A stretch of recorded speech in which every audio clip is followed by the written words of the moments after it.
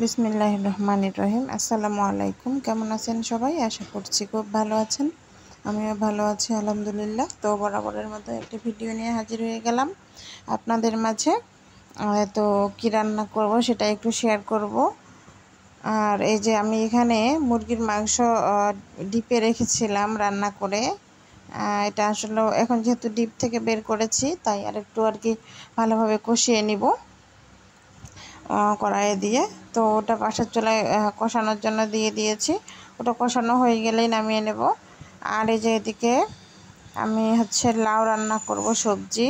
আর সেজন্য আমি যে একটা বড় কড়াই নিয়েছি, ওতে পেঁয়াজ ভেজে নিচ্ছি লবণ দিয়ে। আর এই লাউটা হলো আমি বাড়ি থেকে এনেছিলাম, এখন আমরা খুলনায় আছি। তো সমস্যা হলো যে একটা বড় লাউ এনেছি, আর লাউটার যে অংশটা নরম থাকে ওই অংশটা আমি ওই যে বাড়িওয়ালি ভাবি তাকে দিয়েছি। আর আমি রেখেছি যে পেছনের যে অংশটা, এটা একটু শক্ত শক্ত। এটা আসলে কাউকে দিলে তো খারাপটা দেওয়া যায় না, তাই না? তো নরমটা আমি ভাবিকেই দিয়েছি, আর আমি আমার জন্য এটা রেখেছি। লাউ আমার অনেক পছন্দের একটা সবজি, কিন্তু যেহেতু এটা শক্ত আবার ফ্রিজেও ছিল, এনেই তো খাওয়া হয় নাই, তাই জন্য আসলে ওইটা খেতে অতটা ভালো হয়নি। তো যাই হোক, খাওয়া হয়ে যাবে এই আর কি। তো আমি এই যে একটু মাছের ডিম ছিল, তো মাছের ডিমটা দিয়ে দিয়েছি লাউয়ের মধ্যে। আর খুবই হালকা মশলা ব্যবহার করেছি যাতে খেতে ভালো লাগে, কারণ লাউয়ের মধ্যে বেশি মশলা দিলে সেটা একবারেই খেতে পারি না আমি। আমার মতো কে কে আছেন কমেন্ট জানাবেন। আসলে মশলাটা ভালো লাগে না, তবে হ্যাঁ ধনিয়া পাতাটা ভালো যায়। আর এই ধনিয়া পাতাটা আমি 2 মাস আগে ফ্রোজেন করেছিলাম ডিপে, কারণ আমি তো 1 মাসের মতো বাড়িতেই ছিলাম, ঈদ করতে গিয়েছিলাম।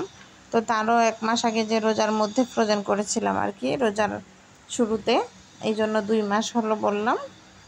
তো যাই হোক, আমি এই যে ভালো করে এটা কষিয়ে নিব, যেহেতু শক্ত শক্ত তাই ভালো করে কষাচ্ছিলাম। আমি কিছু আলু ভেঙে দিচ্ছিলাম, একটা আলু দিয়েছি, আর একটা লাউয়ের অর্ধেক যে গোড়ার অংশটা সেটা দিয়েছি।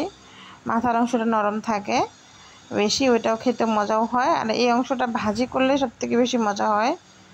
আমার আসলে ভাজি করাটাই উচিত ছিল, গ্রেটার দিয়ে গ্রেট করে ভাজি করলে আসলে ভালো লাগতো মনে হয় বেশি, এইভাবে রান্না না করে।